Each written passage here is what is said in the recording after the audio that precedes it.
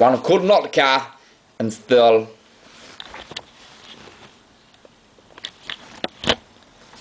think, you know what, the wool process is easier to do with the Stagflow. Let one overkill it, use the Stagflow, and that is it.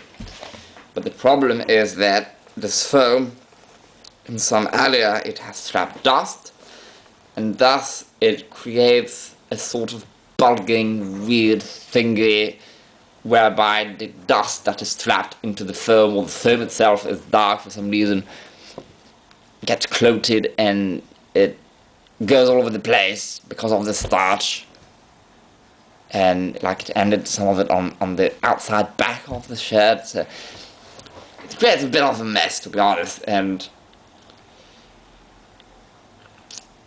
yes, it will not look super white, super good like these antiques I have, whereby some of them at some times I even use the Stagflow instead of making my own starch. It will create issues, and I can understand, and even on the color. So I read it because this had happened in the past. It even happened in some antique ones where I simply dipped it into the Stagflow dry. The shirt was dry, I dipped it into the Stagflow, took it out, did not wring it or anything for it to contain as much, and then these bubbles of extra starch would clot, would dry, and just be a dry piece of starch and look ugly onto the shirt, and it would not go away. And if one forced it out, then there would be no starch below that part. So if the bubble was big, it meant there was like a round piece that was absolutely soft, whereby where the bubble was, it was very irreparable except to boil the shirt again to remove all the starch and redo the process. So this time what I did, especially in the view that I knew this shirt had molded interlinings and also a molded foam in some other parts, like down the placket where the placket continues. So I did the old-fashioned way that they would have used for any starch, I guess also for the boil. I read on old manuals that I have easily available upon the internet, whereby it says to every time wring the shirt out of the extra starch. I use it for the Stagflow for this shirt.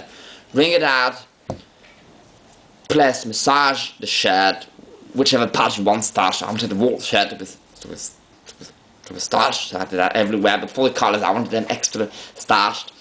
So what I did is it says where you want extra starch, especially without many plies, dip twice or even thrice. So I dip the cuffs and the collar thrice, so I would do it once, take it out, wring it, put it. I did that in my bathtub, so I have a basin, red basin. I pull the Stagflow in, I pull the shirt in, I take it out, wring it so the extra starch falls into the basin again to use again after. Clapping it between the hands, at least for the collars and cuffs. I do it one cuff at a time, one collar at a time. Pull it onto the bathtub and massage it, dip it into the basin with the starch again, redo that twice, so in total that's done 3 times, and then did that 3 times for each cuff. And then finally I would dip the wool shirt again, very press the extra, wring it out and press it, form it into shape onto the hanger. So there really seemed to be no bubbles, no extra starch left. And it worked for the 1891 thingy shirt. It worked perfectly, get away from here, because there is no adhesive interlining. Also there is interlining in the cuff's bosom and yoke and the collar, but no adhesives.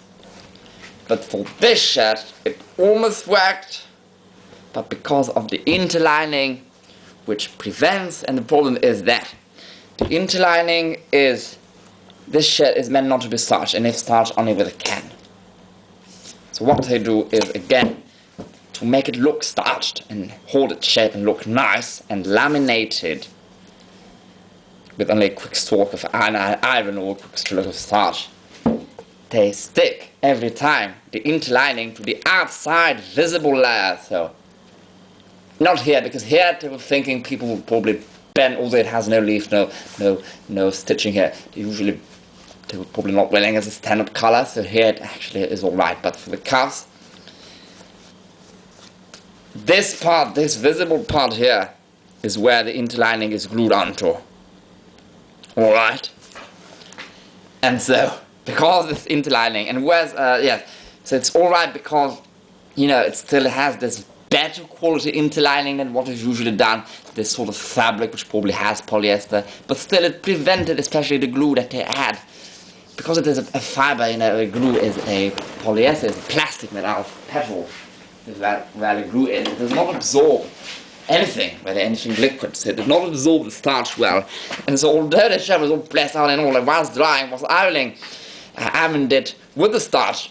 Again, I used this covered first, but whatever. I cooked the starch, but the starch not being able to be absorbed prevented to be absorbed by the fabric, although it should be absorbed by one layer, like here, it absorbed well.